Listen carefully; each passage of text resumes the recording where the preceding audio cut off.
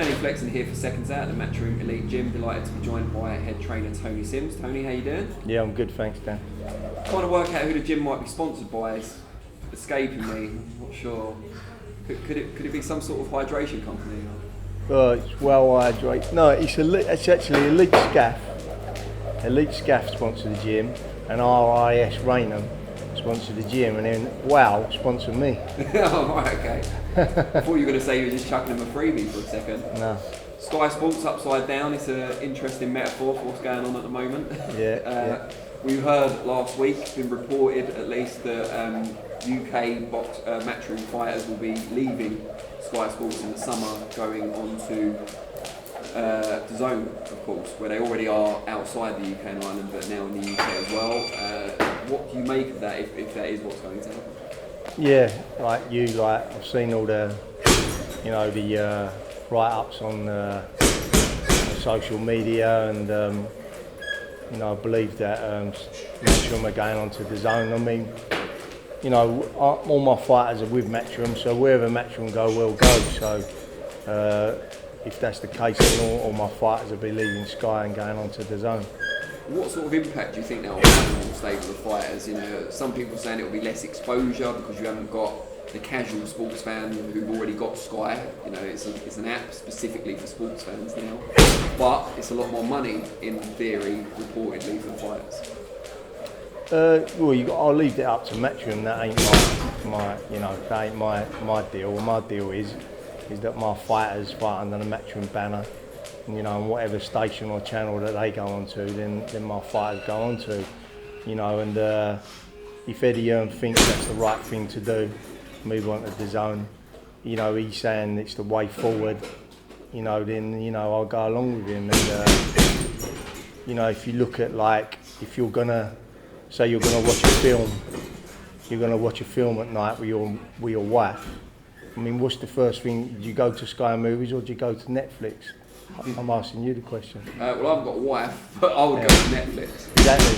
So, I think apps are the way forward now. I think that's what everyone's going to be doing, and eventually, if you're going to watch a fight, or you're going to watch a football match, you just go straight onto your app, and that's the way forward. That's the way all the youngsters work, they just go onto their apps, bang. So, if EDDIE HEARN's thinking it's the future, then I'm going to go along with that and say it is as well, yeah. Now, he's not the only one moving. You guys are actually moving location, the gym, in the next few weeks, about 3 weeks' time, I think I heard you say earlier. Just tell us why you decided to move and what the new gym premises offers.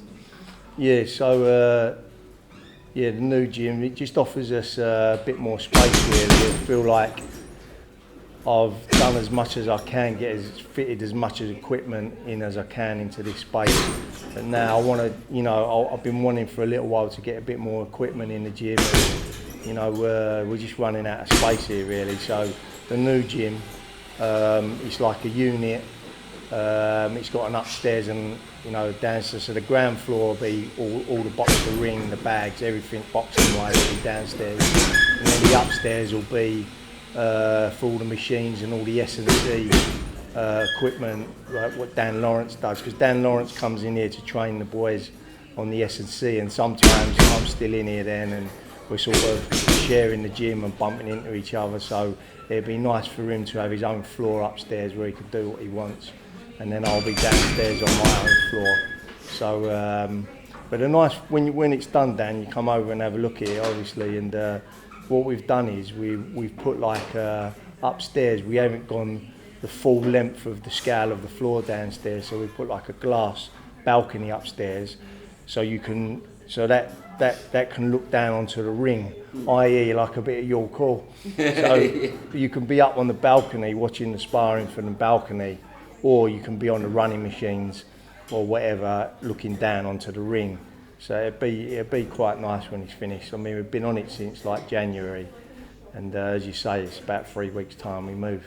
We'll look forward to that. And you guys are on a rich vein of form at the moment as well, so it's not the worst time to move, unless the gym's a lucky charm, obviously, and then it's the worst time to move. But Felix Cash most recently, great performance against Denzel Bentley. He was already the Commonwealth champion, adds the British title now. Did it go exactly as planned? I mean, it's close to punch perfect as I've seen in a while. I mean, you know, I always fancied Felix to beat Denzel, and that's no disrespect to Denzel. I just didn't feel like he was experienced enough to deal with Felix. Felix is a very experienced fighter. You know, he's been all around the world fighting, won medals, been in with a lot of good fighters as an amateur. And as a pro as well, he's really improved as a pro, especially over the last couple of years. He's got his head down into training, and you know, he when he's down here training in Brentwood, he lives just next door. He rents the cottage out. He's been down here for the last 6 weeks. You know, so he does everything correctly. He's got fast hands. He can punch. He's a smart fighter. He's got good footwork. He's very intelligent in the ring. He's got good ring generalship, and yeah, I just feel like he's a fighter that I've said for the last couple of years. He's a fighter. The way he's developing, you know, could go on to world level, and I think like that fight Saturday night, because I think he was going on a different promotion, Frank Warren promotion against Frank Warren fighter. People started to think that the fight was pretty even going into the fight, like 50-50 fight, but I always felt like Felix was a big favourite going into the fight. And a lot of people have been talking about the 3 kind of big stoppage wins you've had in the last few weeks. Obviously Conor Benn, Ted Cheeseman, now Felix Cash. Yeah. Is there any kind of reason to that? Is there any reason why, apart from it just being a really good gym, that it's all happening at the same time? Well, I just think that, you know, you're talking about them 3 there, like they're just improving, you know, and you got to realise they're still pretty young.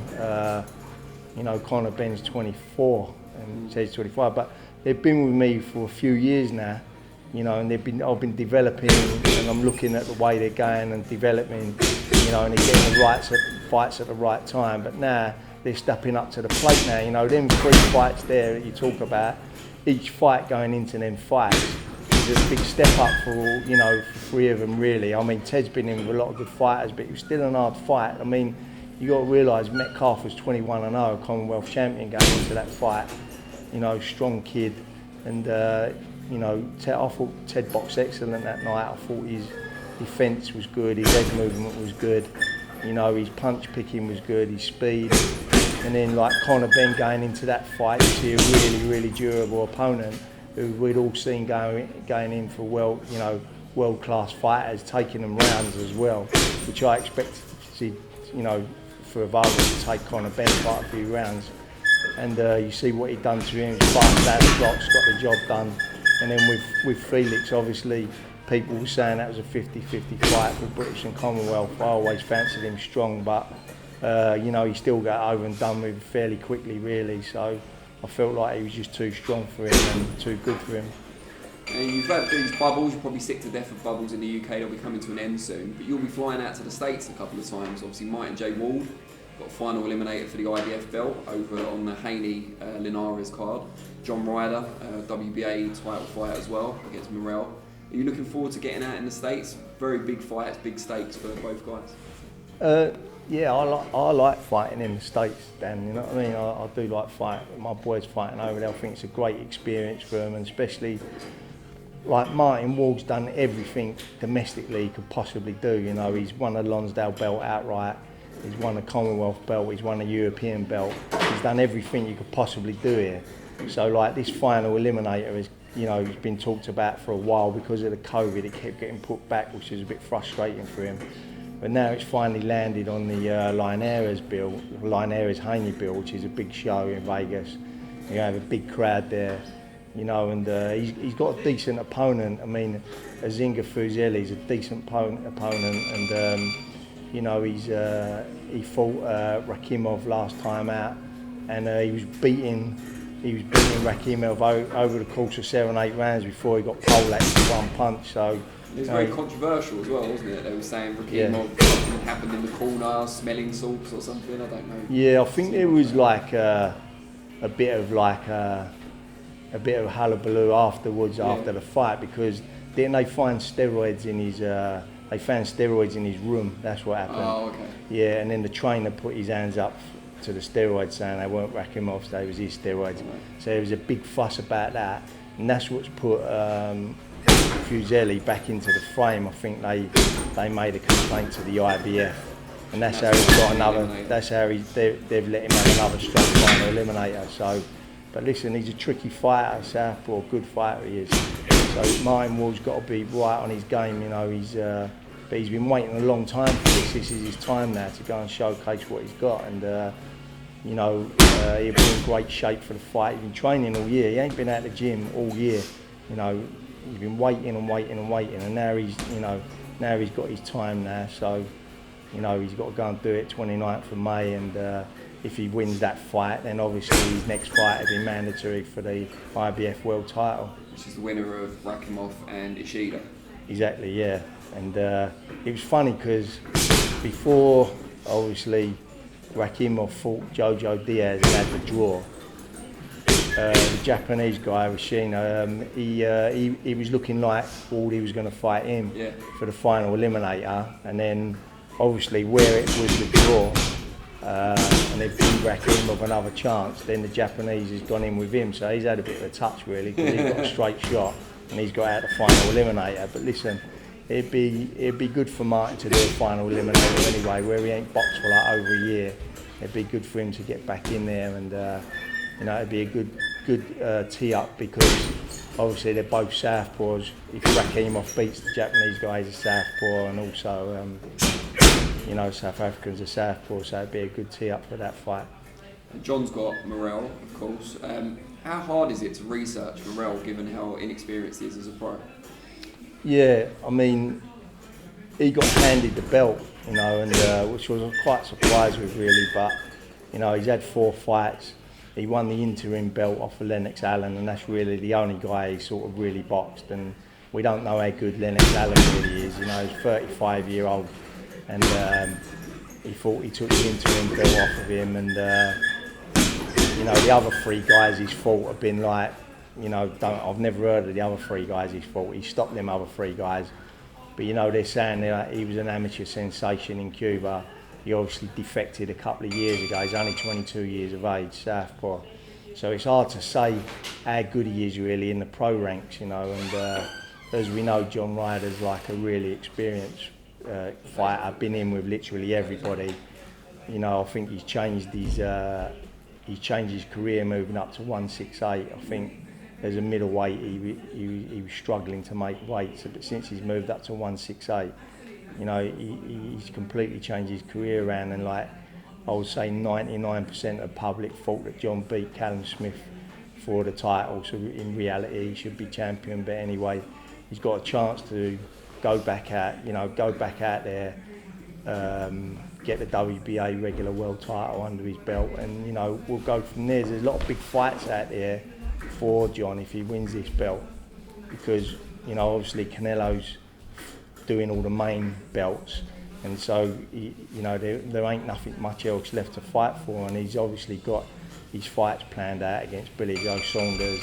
Apparently he's got his next fight planned out against Caleb Plant, so that's all the belts done. So you're either going to sit in the wings waiting, or if John goes out there and wins this world regular title, you've still got big fights like Danny Jacobs, David Lemieux, you know, big fights that John can make with good money. So it's a very important title for John to win, because it puts him into the other big fight bracket where other people may not be getting their chance this year.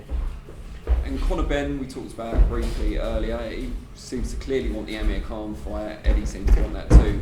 Khan so far showing little interest. I suppose what I want to ask is, can you blame him at this stage of his career?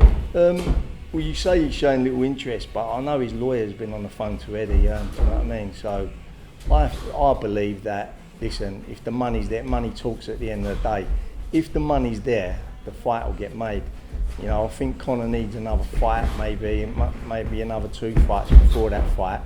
But if the money's there, the fight will get made. You know, if Matchroom or EDDIE HEARN or Amir Khan thinks the viewing figures are there for the fight, and it looks like it'll be a pay-per-view fight, and there's big money to be earned, you know, Amir Khan will fancy his chances of in the fight with his experience, and also if there's big money on the table, then he'll want to take it, you know. And you know, obviously sooner or later he's going to start winding his career down, and he'll want to finish with a couple of big paydays. So I don't know. I think the fight could be on the table, but as I say, we've got plans for, in July with Conor Benn to fight in July. We've got to sit down with Eddie and go through opponents, but that'll be his next date, and maybe he'll get another date, you know, in the winter time before Christmas, and then maybe we'll look at the Amir Khan fight, you know, because I think Khan will want to come back and have a warm-up fight himself anyway, where he's been inactive, and then we'll look at the fight after that. But no, I don't think it's completely out the window.